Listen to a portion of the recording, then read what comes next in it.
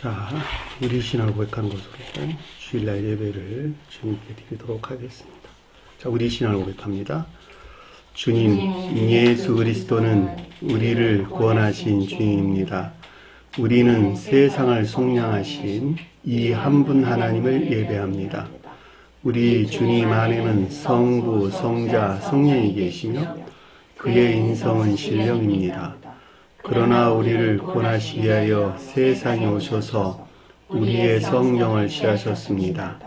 우리 주님께서는 십자가의 고난을 받는 데까지 시험을 당하여 참으셨고 지옥을 이기셔서 사람들을 지옥으로부터 도와주셨습니다.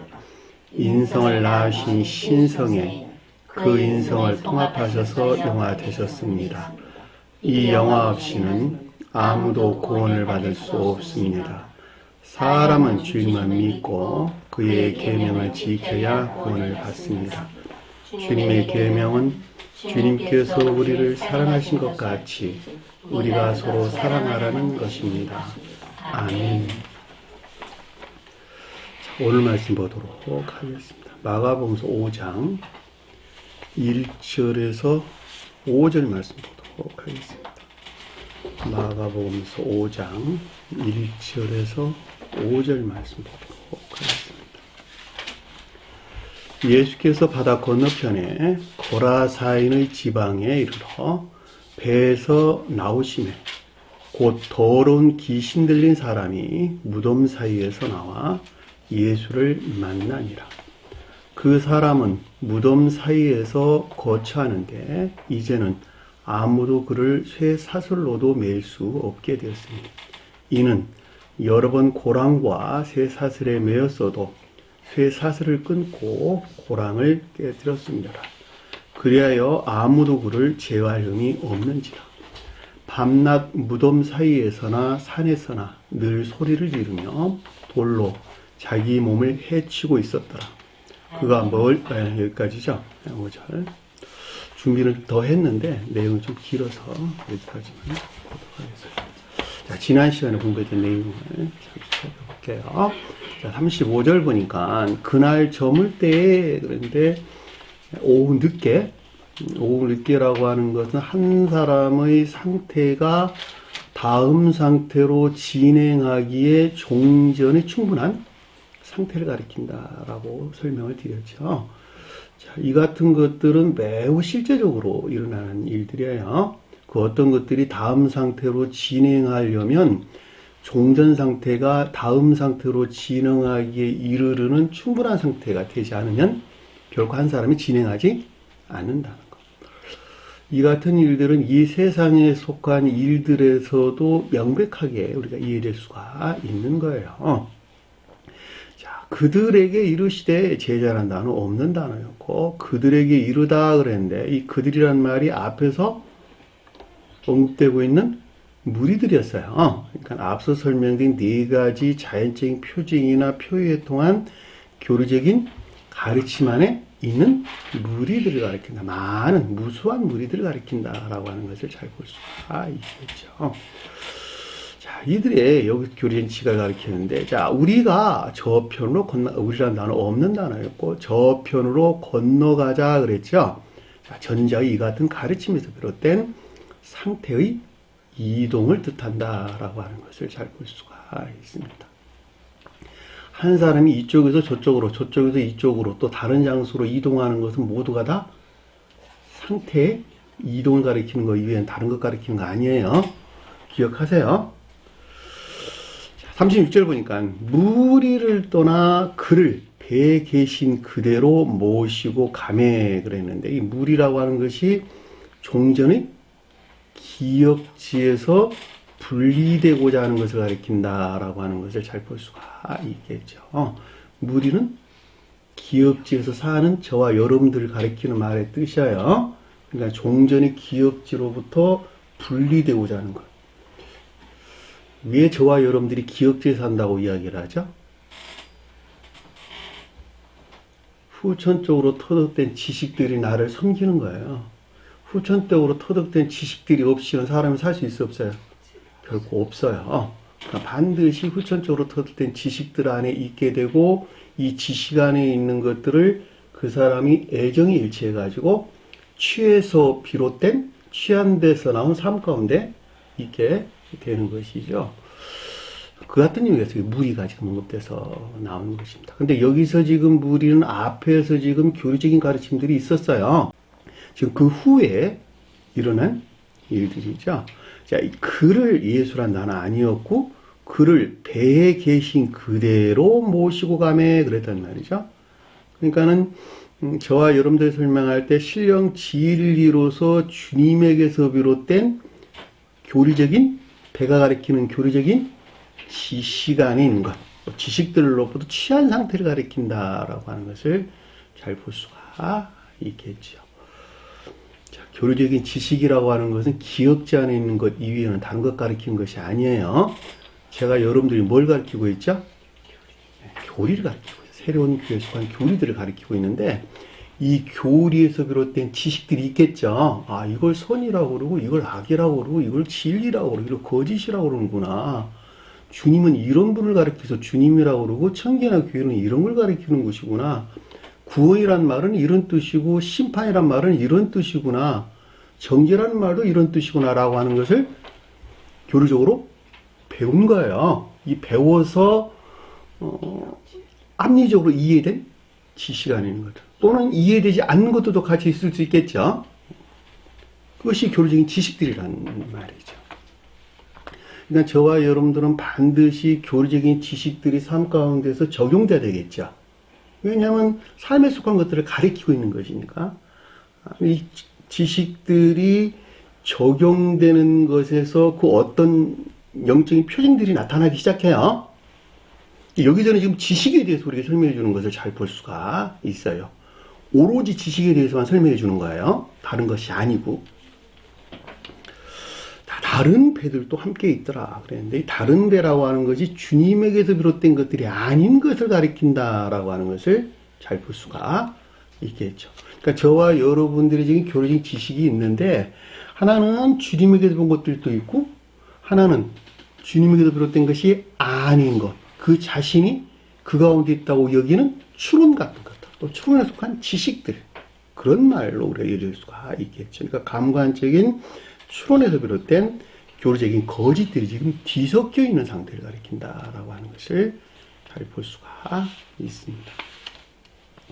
그러면 이제 뒤에서 이 같은 상태에서 일어나는 어떤 일들이 있겠네요. 그 말이 지금 이제 37절에서 우리에게 설명돼서 나오는 것을 잘 볼 수가 있습니다.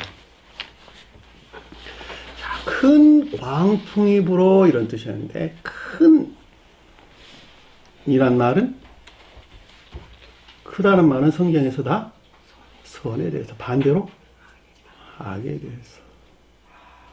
그렇죠? 자, 많다, 적다는 말은 진리 측면에서 우리에게 설명해 준다라고 하는 것을 잘 볼 수가 있겠죠. 근데 여기서는 지금 반대로 우리에게 설명해 주고 있는 것이니까, 크다는 말 어디서 나왔다? 악에서 나왔다.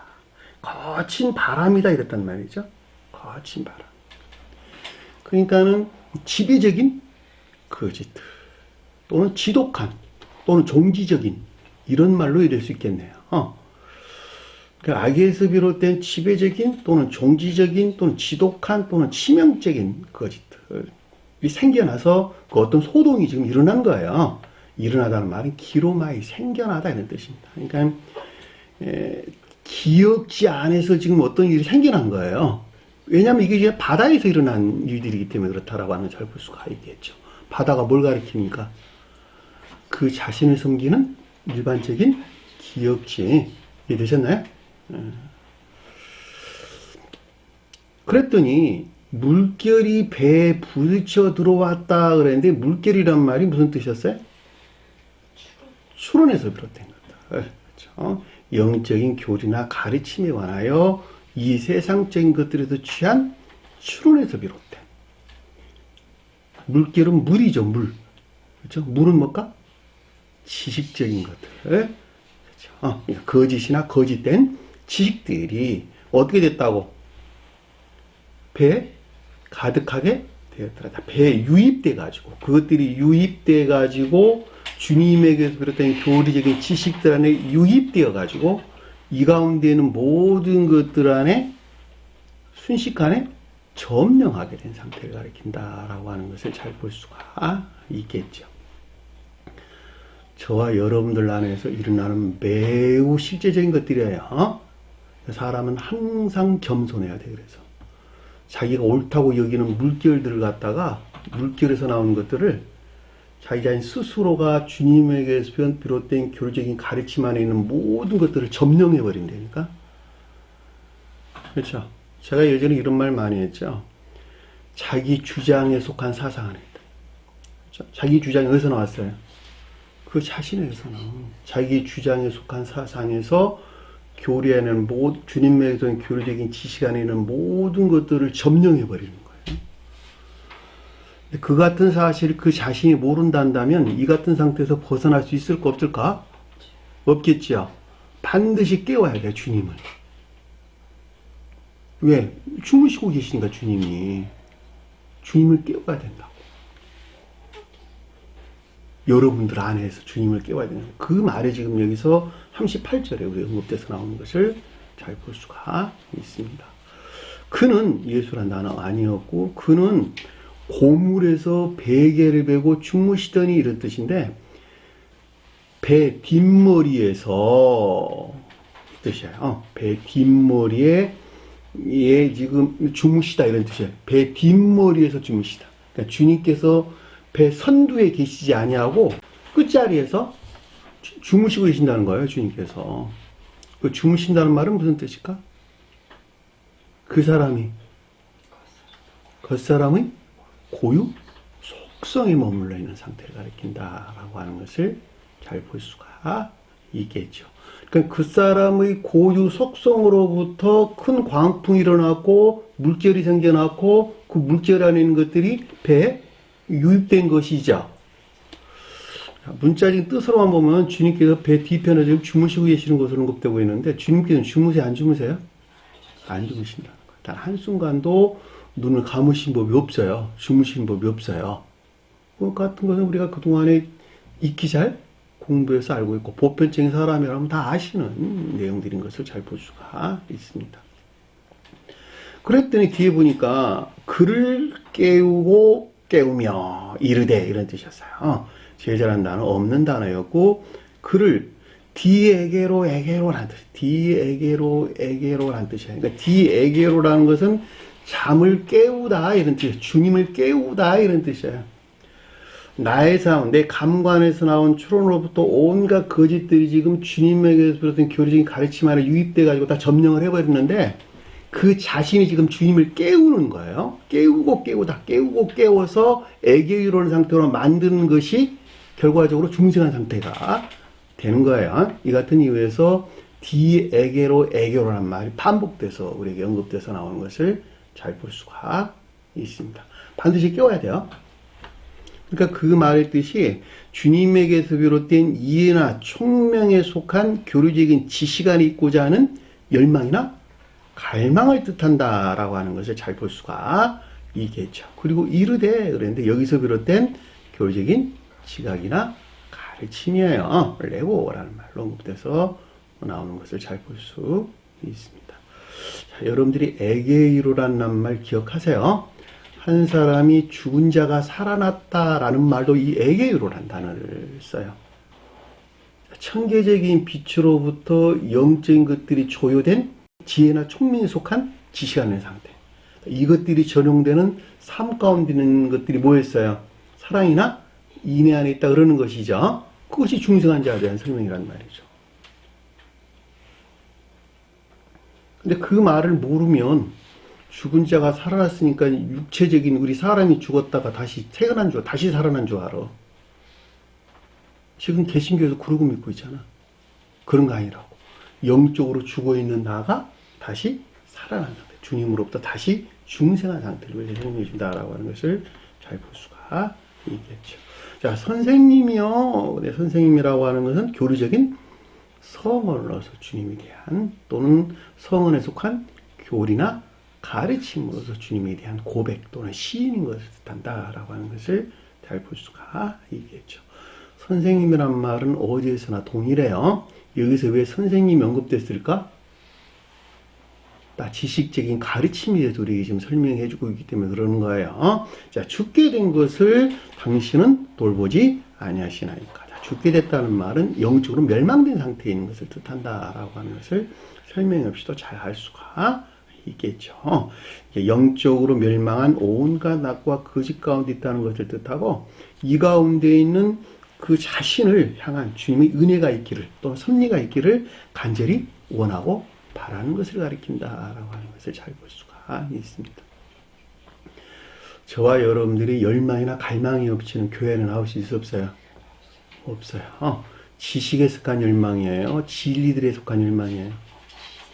진리들에 속한 열망이에요. 진리들에 속한. 진리들을 향한 열망이 없이는 지식을 사랑하는 자는 멸망해. 왜냐하면 그것이 잘못 사용될 수 있기 때문에 그러는 거예요. 그 자신을 우러를 목적에서. 이 같은 의미에서 주님께서는 문을 여신다 안 여신다 그들에게는 문을 열지 않는단 말이죠. 진리를 향한 열망 안에 있는 자들. 다시 말하면 지식을 사랑하되 삶의 우러를 목적에서 그 지식에 속한 열망이나 갈망 가운데 있는 자들. 그들에게 하늘의 문을 여셔 주님께서 그들이 아닌 곳은 결코 열지 않는다는 것. 그것이 우리가 계시록서에서 언급되고 나왔던 네 생물 언급되어 나왔고, 에스겔서 동일하게 언급되어 나왔죠. 케루브, 파수꾼, 문자에 존재하는 성원으로서 주님. 자, 39절 보니까 깨어 바람을 꾸짖으며 라는 뜻인데, 이 깨어라는 말이 디에게로라는 뜻이에요. 그러니까는 이해나 깨달음에 비례해서 이런 뜻이에요. 주님에게서 말미암는 성언에 속한 교리나 가르침들에 대해서 이해하고 깨달은 것에 비례해서 바람을 꾸짖었다 이런 뜻이에요. 온갖 거짓들을 배척하는 것, 물리치는 것 이런 뜻이에요. 다시 말하면 이해나 깨달음이 없이는 이 같은 일이 있을 수 있다 없다? 없다는 거예요. 반드시 소경이 눈을 떠야 되는 거예요. 한날에 떠질까? 오랜 기간이 필요할까? 오랜 기간이 필요해요. 아니 문자적 뜻으로만 보면 그냥 당장 눈을 떴잖아. 영적인 것들에서는 그런 일이 일어나질 않아요. 눈이 살포시 열리기 시작하는데 어떤 사람은 그것이 3년 만에, 어떤 사람은 7년 만에, 어떤 사람은 14년 만에, 어떤 사람은 21년 만에, 어떤 사람은 평생 눈도 안 열려. 이게 되셨나요? 이 열리는 것은 반드시 삶 가운데 순종이나 복종 가운데 있을 때 이 같은 일이 일어나는 것입니다. 그러니까 주님에게서 말미암는 성언에 속한 교류나 가르침에 대해서 이해하고 깨닫는 것에 비례하여 온갖 거짓, 악에서 나온 거짓들이죠. 악에서 나온 거짓들을 배척하는 것을 가리킨다라고 하는 것을 잘 볼 수가 있습니다. 자, 바다도로 이르되, 바다라고 하는 것은 육신적이고 이 세상 것들을 위해 종사하는 또는 겉사람을 위해 종사하는 온갖 기억주의 거짓들을 가리키고, 이르다라는 말은 이 가운데 있는 것들은 내면적인 지각을 뜻한다라고 하는 것을 잘 볼 수가 있겠죠. 잠잠하라, 고요하라 하시니. 자, 잠잠하다라고 하는 것은 교리적인 지식 안에 존재하는 진리와 선의 측면에서 더 이상 소동이나 소란이 없게 하는 것을 뜻한다라고 하는 것을 잘 볼 수가 있겠죠. 이 잠잠하라라는 말은 진리 측면에서, 고요하라라는 말은 선의 측면에서 우리 언급해 주는 것입니다. 그랬더니 바람이 그치고 아주 잔잔하여 지더라. 이 지더라는 말이 생겨나더라 이런 뜻이에요. 잔잔한 것이 생겨나더라 이런 말입니다. 그러니까 진리와 선의 측면에서 더 이상 공격이나 방해가 없는 교리적인 지시간의 상태를 가리킨다라고 하는 것을 잘 볼 수가 있겠죠. 그러니까 더 이상 그 자신들을 힘들게 하는 거짓들이 유입이 중단된 상태를 우리에게 설명해 준다라는 말하고도 같이 생각해 볼 수가 있겠죠. 자, 40절 보니까 이에 그들에게 이르시되, 자, 그들에게 전자 이 가운데 있는 자들에 대한 주님에게서 비롯된 내면적인 지각이 있었는데 에이 본 어찌하여 이렇게 부소하느냐. 부소한다는 말이 데일로스란 단어였어요. 외적인 사람에서 비롯된 공포였어요. 외적인 사람이 겉사람이죠. 그렇죠? 겉사람이 어디에 머물러 있죠? 육신적이고 이 세상적인 것들 안에 머물러 있는 것이죠. 그러니까 육신적이고 이 세상적인 것들 안에 폭 빠져 지금 살고 있으니까 여기서 떠나야 되겠거든. 그러니까 무엇이 왔어요? 거기서는 두려움과 공포가 있었단 말이죠. 내가 어떻게 세상을 떠나서 살 수 있지? 그런 마음 들어올까 안 들어올까? 들어오겠죠. 사람이 세상에서 돈 없이 어떻게 살아?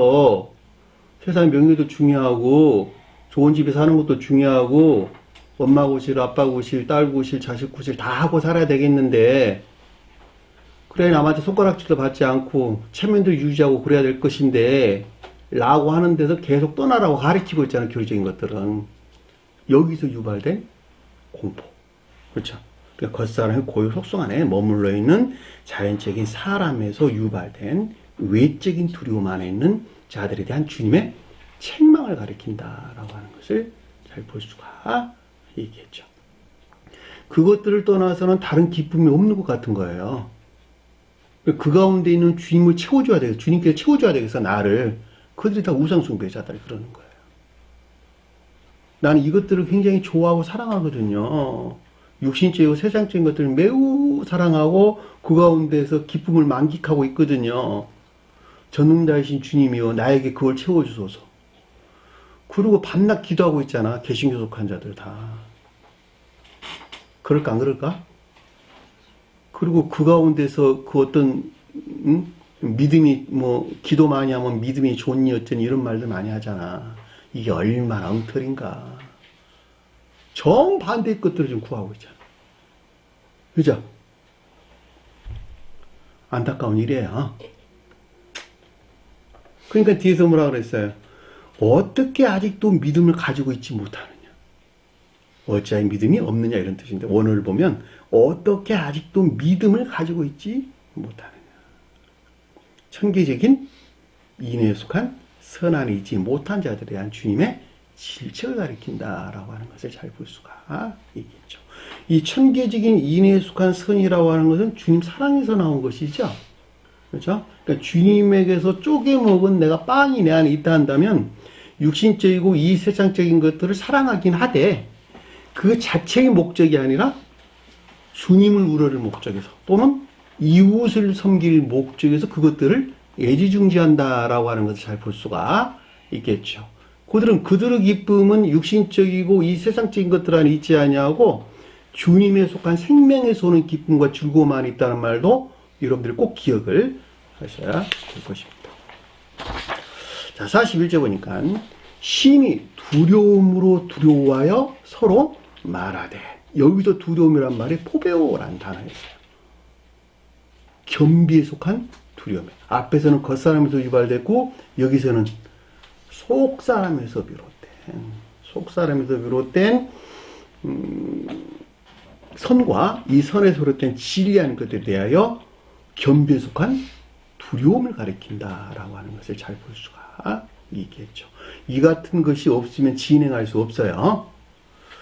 자, 서로 말했다 그랬는데 다른 것들에 대해서 향한 교리적인 지각 가르침. 그러니까 앞에서 언급되고 있는 어찌하여 이렇게 무서워하느냐라고 하는 것이 뜻하는 것들에 대한 교리적인 지각이나 가르침. 다른 것에 대한 두려움과 공포에서 오는 교리적인 지각이나 가르침. 이것이 서로를 향하여 말하다 이런 뜻입니다. 서로라는 말이 알레논이라는 상대적인 것, 반대적인 것 이런 뜻이에요. 원어를 보면 그가 누구이기에 바람과 바다도 순종하는가 하였더라. 자, 악에서 비롯된 온갖 거짓들이 바람이죠. 그리고 바다라는 말은 이것들에 속한 일반적인 기억지 안에 있는 것들 또는 그 가운데는 저와 여러분들. 순종한다는 말은 여기서 물러난 초기 믿음에 속한 순종이나 복종 가운데는 상태를 가리킨다라고 하는 것을 잘 볼 수가 있겠죠. 별로 어렵지 않죠? 어려워요? 설명을 너무 잘했나? 이 시간도 굉장히 중요한 말들이 많이 나오니까 공부하도록 합시다. 1절에 보니까 예수께서 바다 건너편 거라사인 지방에 이르러. 자, 예수란 단어 없는 단어예요. 2에 바다 건너편 거라사인 지방에 이르러 이런 뜻입니다. 바다 건넜다, 바다를 건넜다라는 말은 종전의 바람과 바다가 뜻하는 데서 물러난 초기 믿음에 속한 순종이나 복종 가운데에서 지금 앞에서 끝을 맺었죠.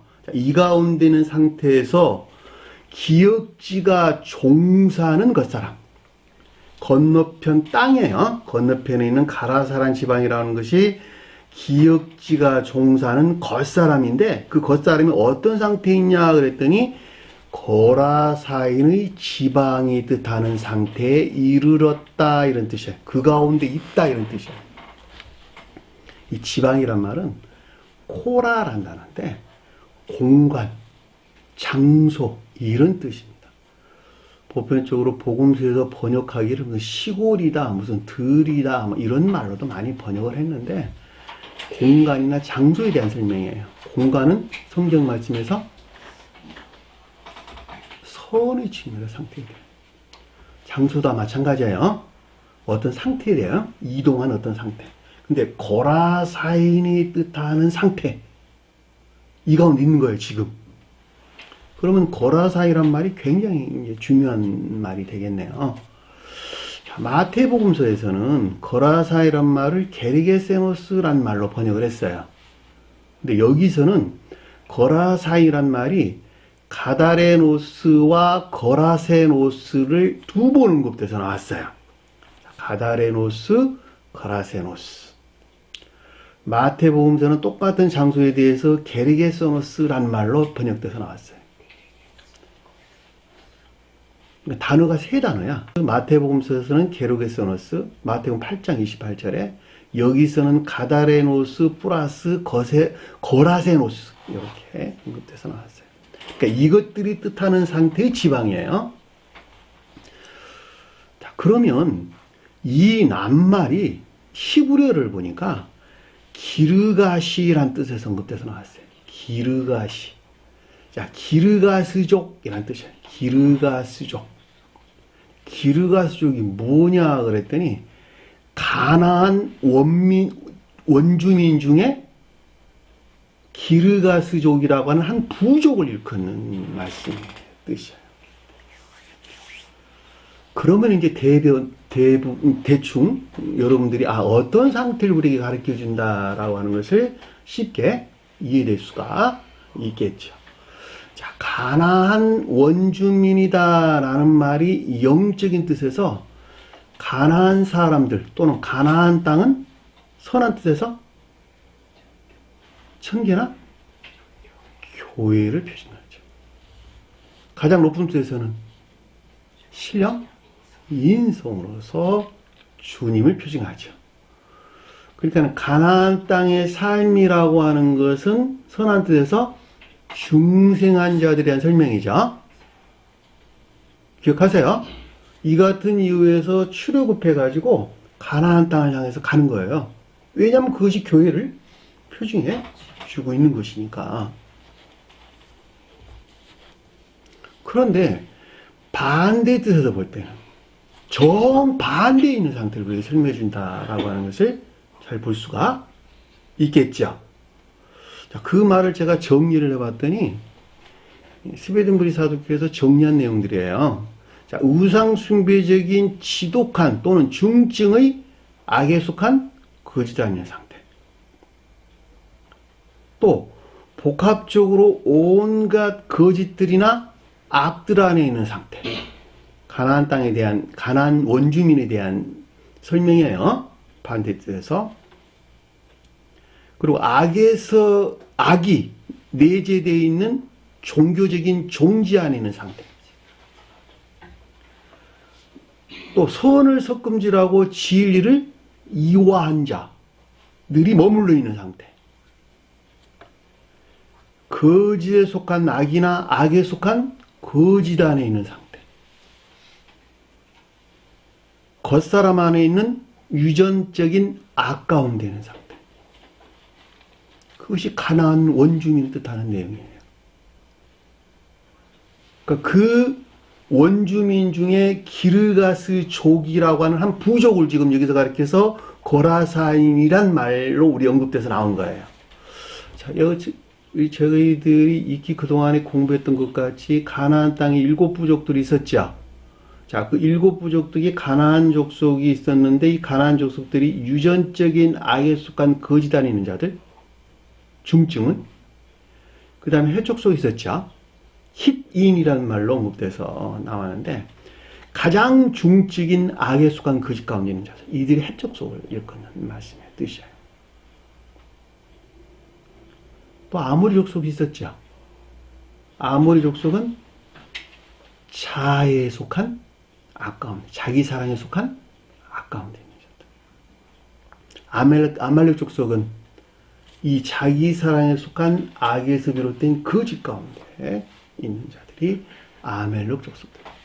성경 말씀에서 전쟁을 많이 하게 되는데 이 가운데 있는 것들과 기억기 들어와 있는 진리들이 뭐 하는 거예요? 투쟁하는 거예요. 투쟁하는 거. 기억지에 들어와 있는 진리들이 투쟁하는 거예요. 그걸 끊어내려고 싸우는 거야.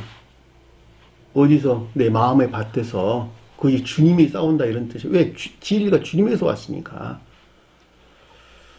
그러니까 내가 내 능력으로는 할 수 없으나 주님의 능력으로 끊어내는 거이다. 그것들을. 그럼에도 불구하고 그 자신 스스로 하는 것 같이 싸우지 않으면 안 되는 것이죠. 자, 브리스 족속은 선의 측면에서 우상 숭배적이나 엽수 족속은 진리 측면에서 우상 숭배적인 거짓들. 한 부족이 더 남았네요. 휘인족속, 휘위인족속.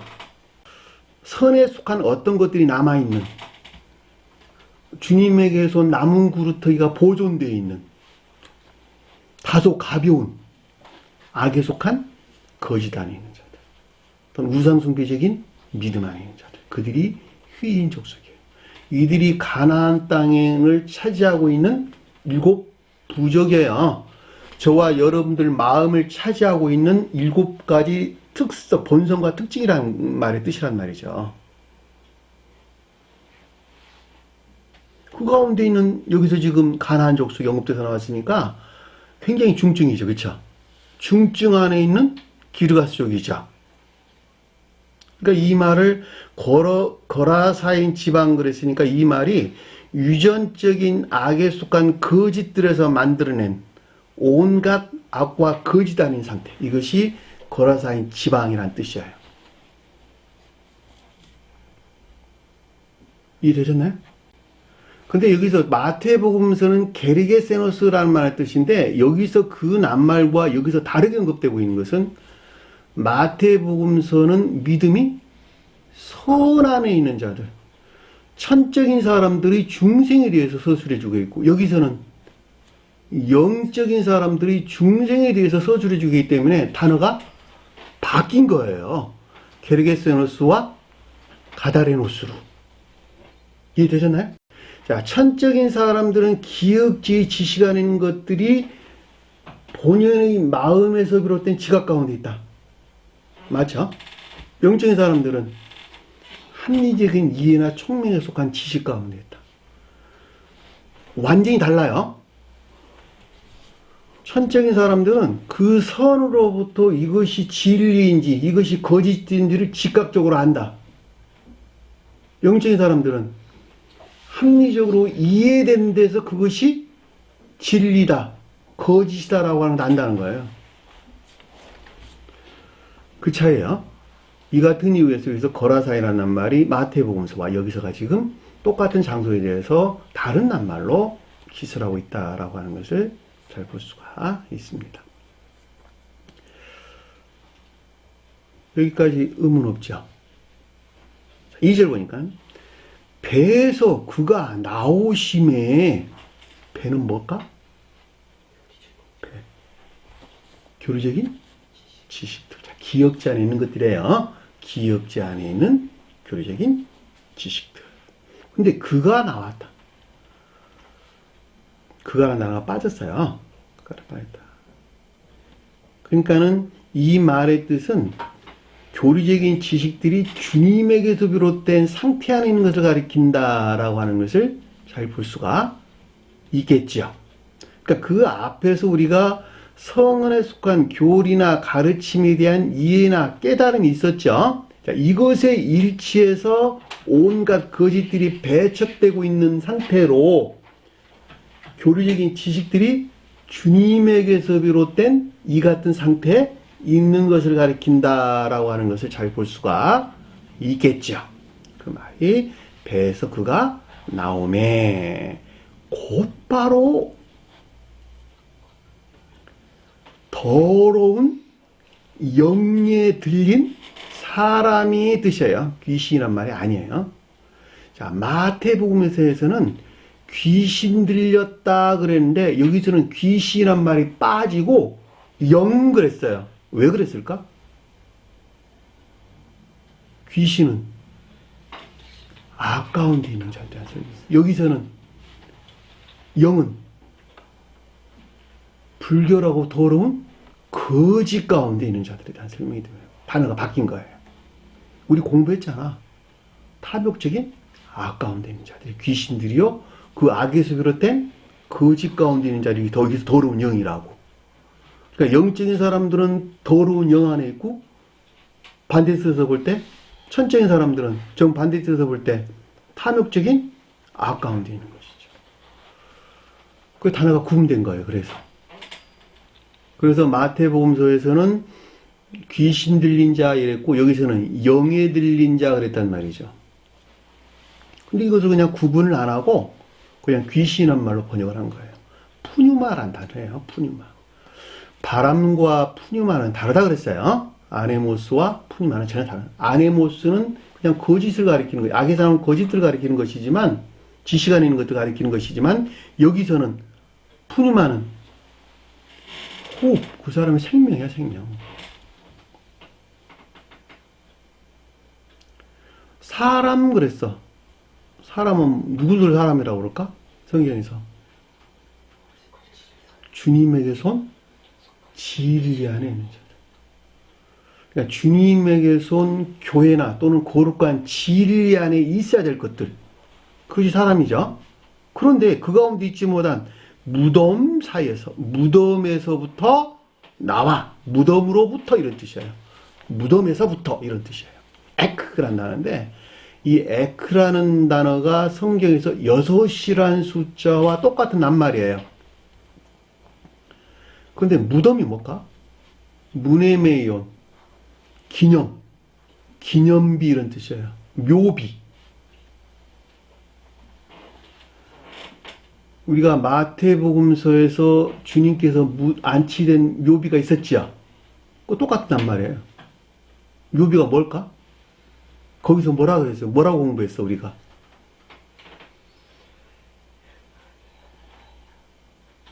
무덤에 안치하는 것이 뭐예요? 일반적으로 공부할 때. 중생. 어? 무덤에 들어가는 것이 중생이라니까. 묘비에 들어가는 것이.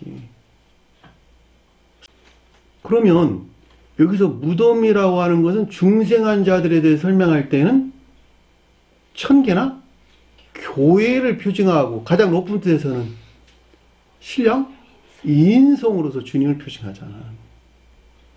우리 마태복음서에서 공부를 했단 말이죠. 그 가운데는 두 천사는 천적인 천사와 영적인 천사, 힘옷 입은 사람들은 내적 진리 안에 있는 것들. 그래서 세마포가 나오는 거예요. 그래서 흰옷 입은 천사가 나오고. 왜냐하면 그것이 다 천계나 교회에 속한 것들을 표징해 주는 것이니까. 가장 높은 뜻에서는 신령 인생에 속한 것들을 표징해 주는 것이니까.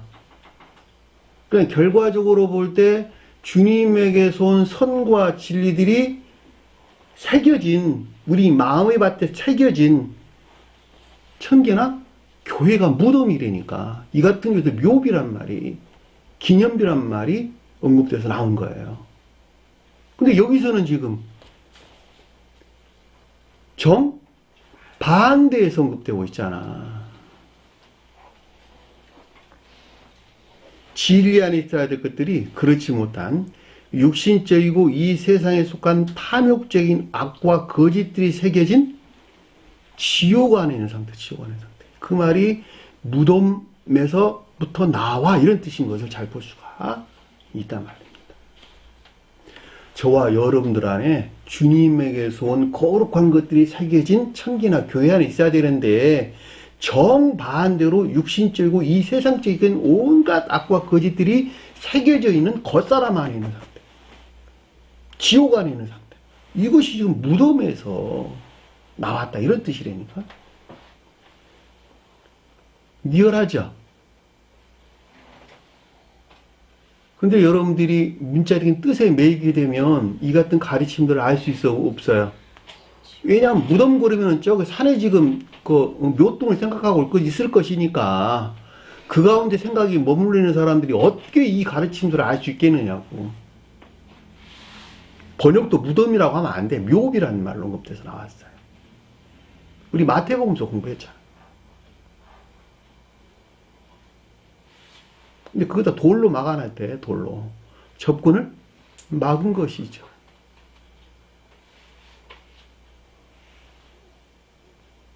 아까 우리 공부했잖아. 파수꾼을 세웠다고. 똑같은 말이 뜻이잖아. 천기나 교회, 가장 높은 데에서 신령, 인생에 속한 것들로 접근하는 것을 막는 거예요. 돌로 이렇게 그걸 표시해주고 있다라고 하는 것을 잘 볼 수가 있단 말입니다.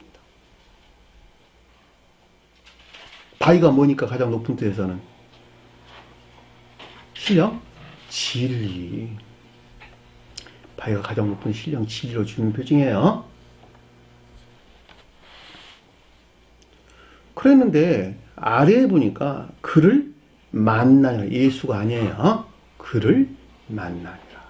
만난다는 말이 무슨 말일까? 영적인 뜻에서 저와 여러분들이 만난다. 네? 무슨 말일까? 교류. 높은 자와 아랫사람 관계에서는 임류란 말로도 이해될 수 있겠고, 또는 선의 침에서 언급할 때는 결합을 가리킨다는 말로도 이해될 수 있겠죠. 근데 여기서는 결합이 있을 수 없겠죠. 그러니까는 교류가 있는 것을 뜻한다라는 말로 우리가 쉽게 이해해 볼 수가 있습니다. 이 같은 이유에서 예수가 빠지고 그르리라는 말로 언급돼서 나왔는데, 신령 진리로서 주님과 교류되고 있는 것을 뜻한다라고 하는 것을 명백하게 이해해 볼 수가 있습니다. 주님과 교류가 없이는 그 어떤 일이 일어날 수 없겠죠. 왜냐하면 오직 주님에게서부터 그 어떤 것들이 일어나고 생겨날 것이니까. 자, 3절 보니까 이 자는 무덤 사이에 거처하는데, 이 사이란 말이 히브리 헬라 원어를 보면 안에, 속에 이런 뜻입니다. 그러니까 묘비 안에 이 거처한다는 말이 카토이케시스라는 뜻인데, 이 말이 출생에서부터 이 가운데 있다는 뜻이에요. 출생에서부터 이 가운데 있다. 무덤 안에 출생에서부터 이 가운데 있다. 그 말이 무슨 말일까? 출생에서부터. 앞의 내용, 지금 이 귀신 들린, 영이 들린 자가 출생에서부터 무덤 안에 있대. 묘비 안에 있대. 이 거처란 말이. 거주하다, 자리 잡다 이런 뜻인데, 일반적으로 중생의 노정에서 삶에 대해서 서술할 때에는 헬라어에서 메노라는 단어를 써요. 메노. 근데 여기서는 그 단어를 쓰질 않았어요. 카토케시스. 유전적인 악에서 비롯된, 출생한 후 육신적이고 이 세상적인 온갖 탐욕에 속한 악하고 거짓된 삶 가운데 있는 사람. 이 가운데서 떠나는 사람 있을까 없을까? 한 사람도 없죠. 그래 안 그래요?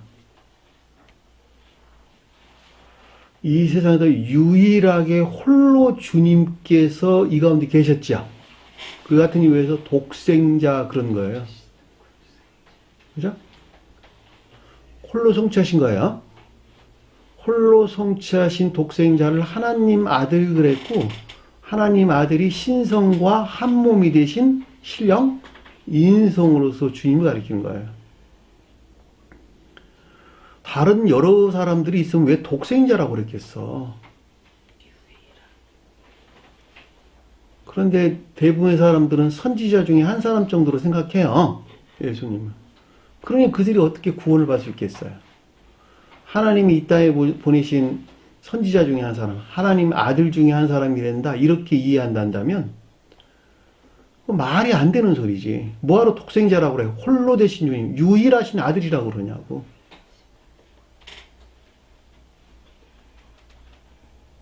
태초부터 영원까지 오직 홀로 주님만이 하나님 아들이 되셨다. 이 같은 이유에서 독생자라고 우리 불렀다라고 하는 것을 잘 볼 수가 있겠죠.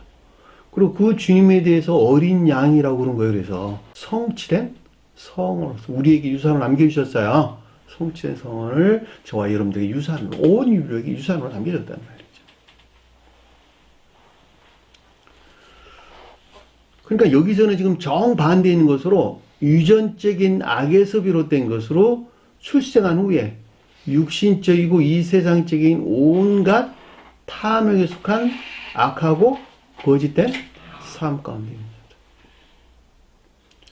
세상 사람들은 모두가 다 이 가운데에서 자유를 부르짖고, 이 가운데에서 평화를 부르짖고, 이 가운데에서 행복을 원하는 것이죠. 그럼에도 불구하고 영적인 것들에서 보면 온갖 정욕이나 탐욕에 속한 악에서 비롯된 거짓들에 속박된 상태죠. 그렇죠? 이 속박되어 있다라는 말은 진정한 체계적인 자유나 평화 안에 있을 수 없는 상태를 우리에게 설명해 준다라고 하는 것을 잘 볼 수가 있습니다. 자, 천계에 속한 진정한 평화와 자유는 하나님을 사랑하고 이웃을 사랑하는 생명 안에 존재하는 거예요. 그런데 아래 보니까 아무도, 이제란 말은 없는다니까 빼시고, 아무도 그를 쇠사슬로도 매일 수 없게 되었으니, 쇠사슬이라는 말이 아니고 사슬이란 단어예요. 쇠란 단어 빼버리세요. 아무도 그를 사슬로 맬 수 없더라.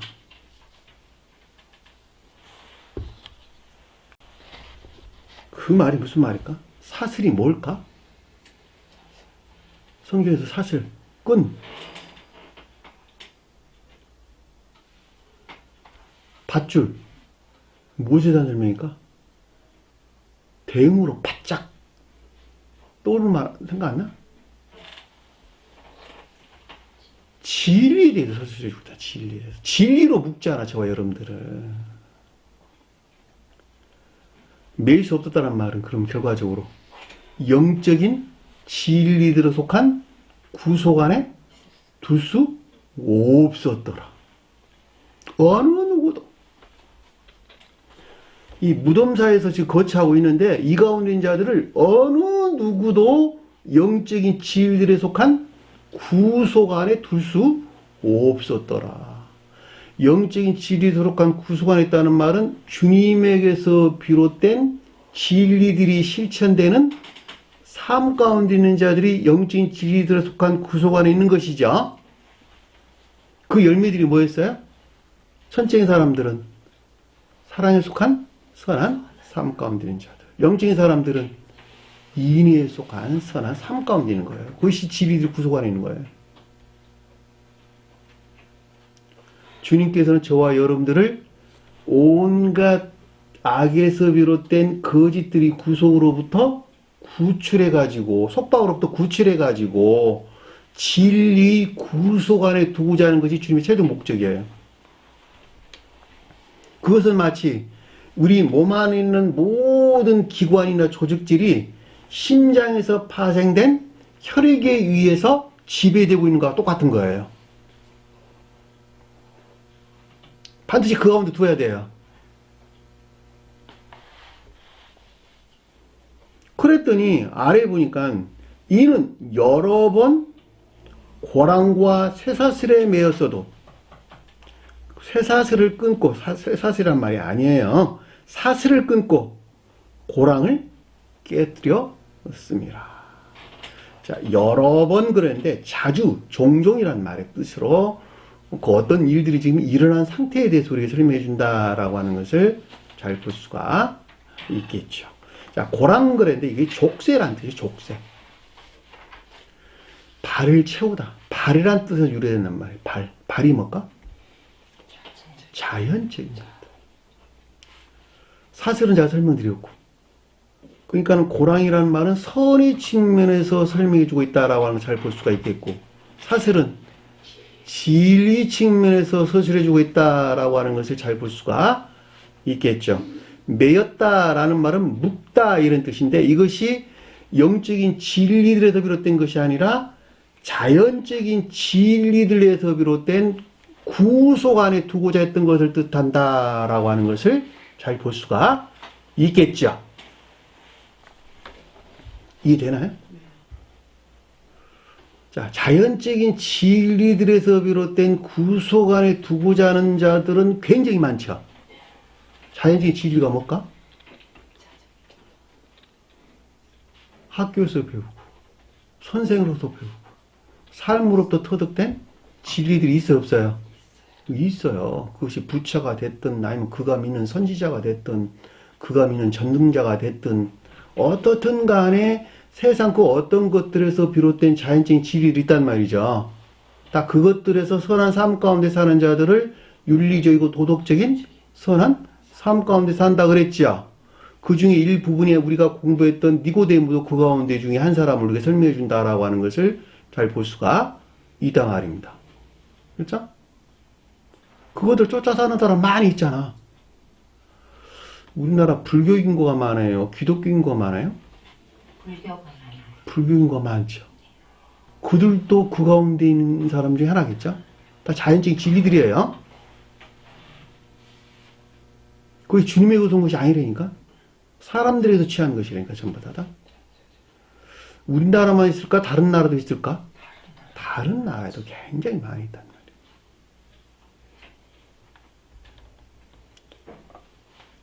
그 동서고금망론해가지고 자연적인 진리들이 구속 안에 두고자 하는 사람들 굉장히 많이 있죠. 그러니까 여기서 지금 고랑과 사슬이란 말은 선과 진리 측면에서 자연적인 진리로 비롯된 구속 안에 두고자 하는 것을 가리킨다라고 하는 것을 잘 볼 수가 있습니다. 그랬더니 사슬을 끊고 고랑을 깨뜨렸습니다. 결과적으로 영적인 진리들이나 선들이 구속 안에 둘 수 있었다 없었다? 없었다는 거예요. 그 사람을 결코 진리들이 구속 안에 둘 수 없었다는 거예요. 이 무슨 마음 수련? 이런 데서도 그 같은 일들을 하죠.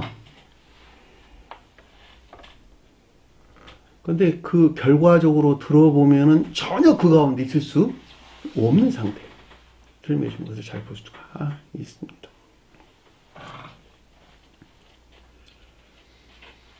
그랬더니 뒤에 보더니 뭐라고 설명했느냐. 그리하여 아무도 그를 제어할 힘이 없는지라.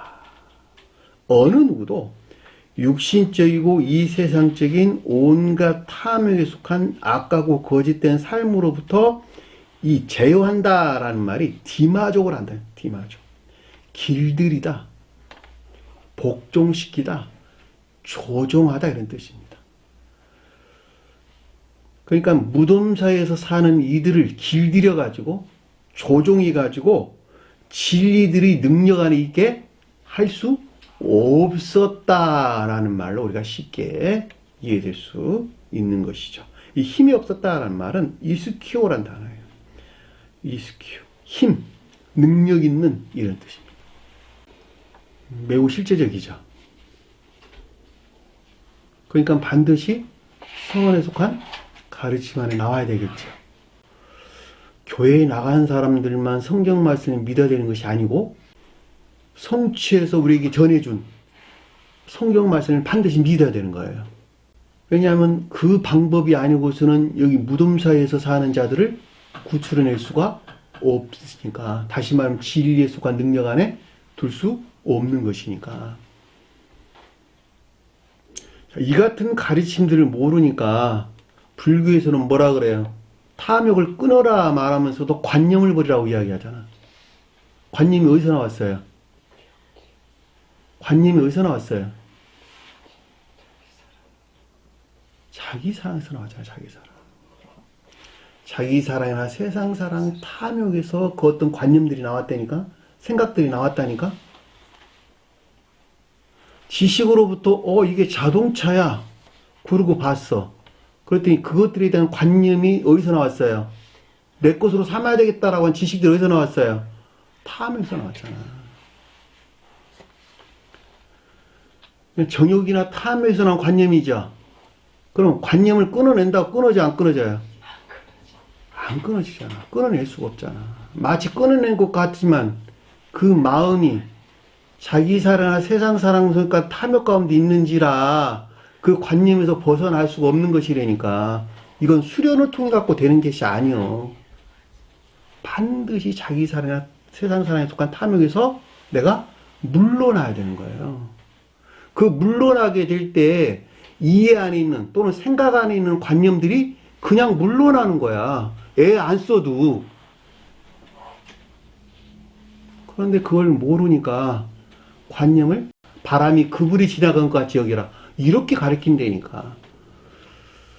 그게 가능한 이야기입니까? 불가능한 이야기지. 그거 수도에서 되겠습니까? 안 되는 것이지. 삶 속에서 내가 스스로 하는 것 같이 악에서 끊어내야 되는 거예요. 그 악이 어디서 나왔으니까? 탐욕에서 나왔으니까. 자기 사랑이나 세상 사랑에 속한 악에서 나오는 것이니까.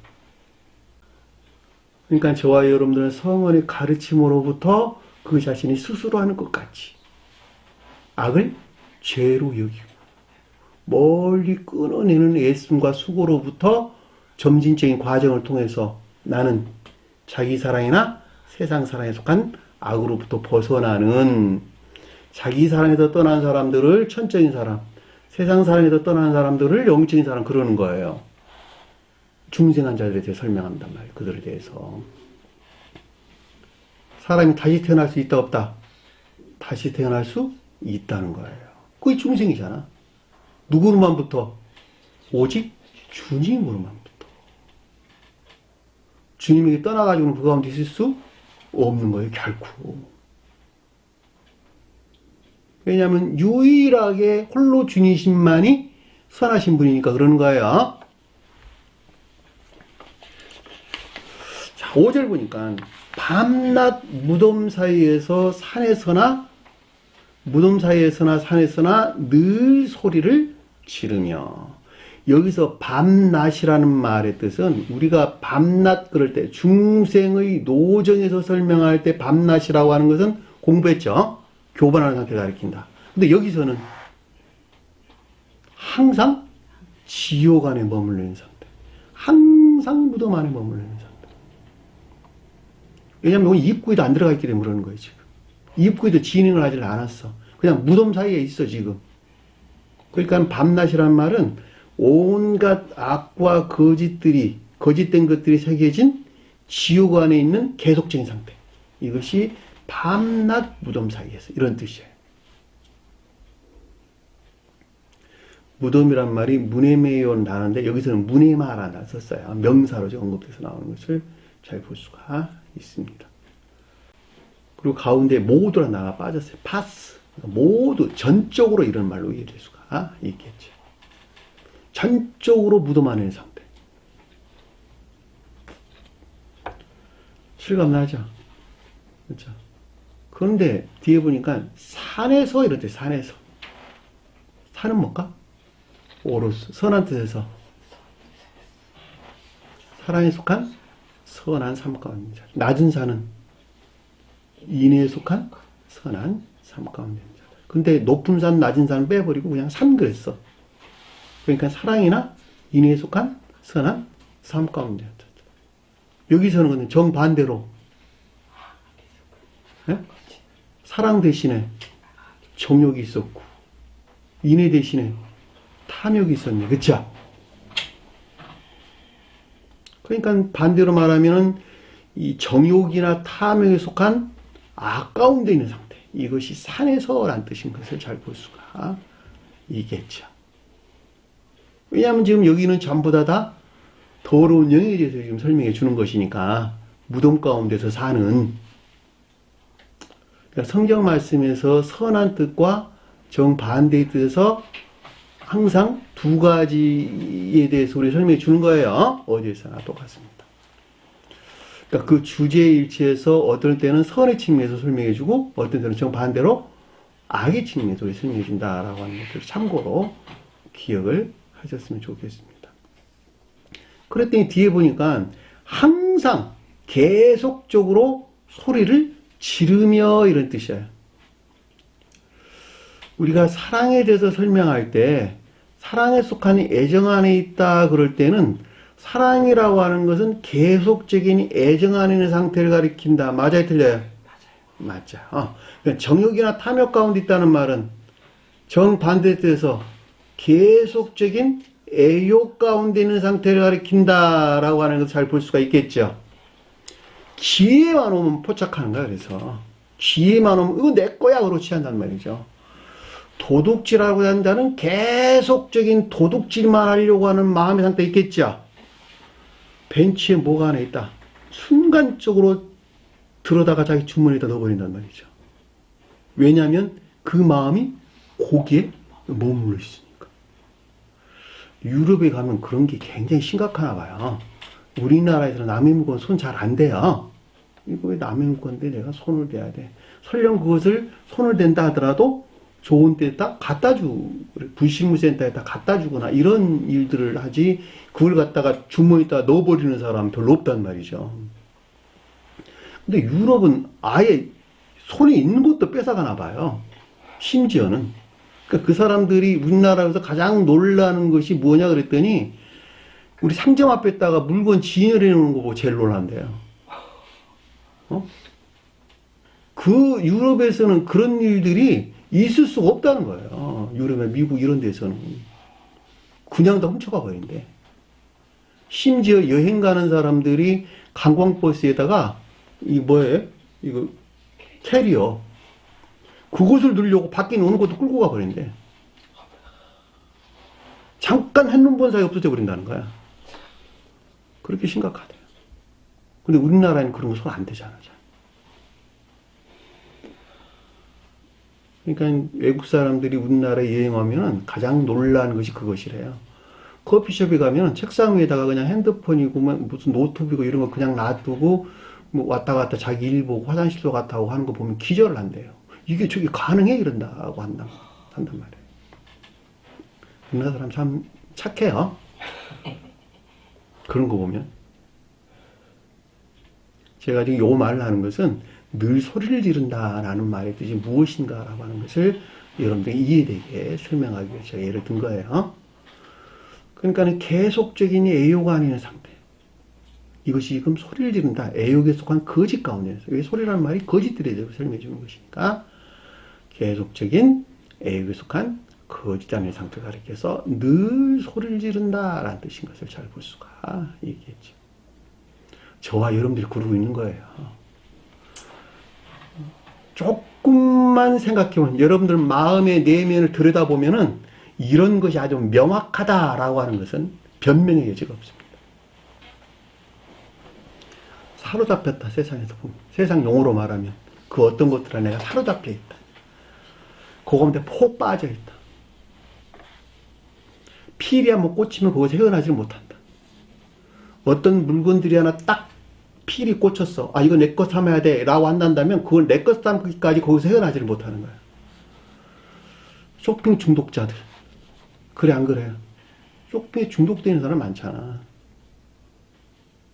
보는 대로 다 자기 거 삼는 사람들. 돈이 있건 없건 심지어는 빚내서 그 짓 하는 사람도 수도 없이 많아.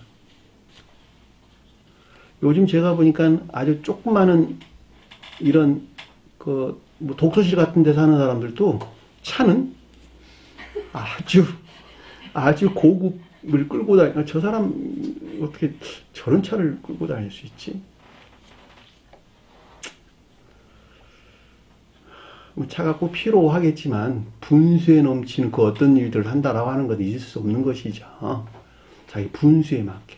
돈 많이 번 사람들은 많이 벌었으니까 그만큼 좋은 차를 타면 되는 것이지만 형편이 그렇게 안 되는 사람들은 그 분수에 맞춰서 조그마한 차. 중고도 요즘 얼마나 잘 나오냐고. 그죠? 그게 세상 살아가는 지혜로운 사람들이 방법이지. 뒤에 보니까 돌로 자기 몸을 해치고 있더라. 돌은 뭘까? 성경에서 진리나 믿음. 베드로가 진리나 믿음을 표징하죠. 그럼에도 불구하고 낮은 초기 기역지에서 취한 낮은 진리나 믿음을 가리켜서 돌이란 단어. 돌이 어디에 있습니까? 땅에 굴러다니잖아, 땅에. 땅이 뭐예요? 성경에서 겉사람. 겉사람 어디 있어요? 진리 안에 있죠. 그리고 겉사람은 뭐가 섬기고 있어요? 기역지 지식들이 섬기고 있죠. 그 가운데 들어와 있는 촉이 진리나 믿음. 이것이 돌이라는 말이죠. 자, 앞뒤 문맥에서 아주 명백하게 쭉 하나로 이어지는 거예요. 그 질서에서 여러분들이 이해하시면 좋을 듯 싶습니다. 그랬더니 자기의 몸 그랬는데 그 자신, 그 자체 이런 뜻입니다.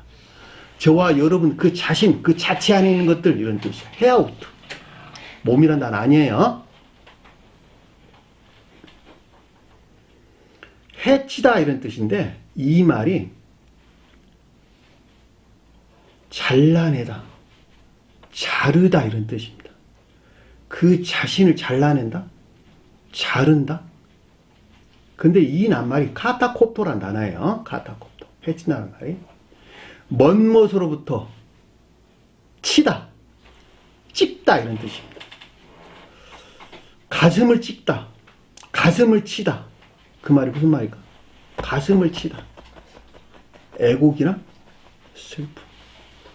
극도의 애곡이나 슬픔. 문자적인 뜻으로만 보면 무슨 마치 자해하는 것 같이 지금 기술되어 있잖아.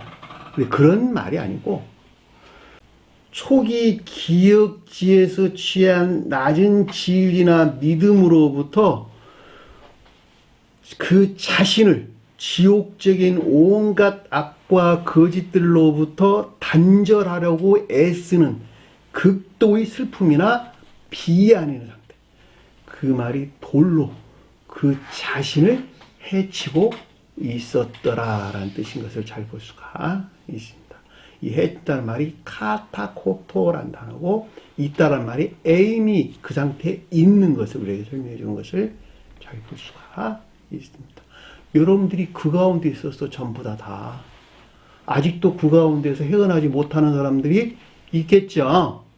그들이 뒤에 가서 주님에 대한 고백이 있는 거예요.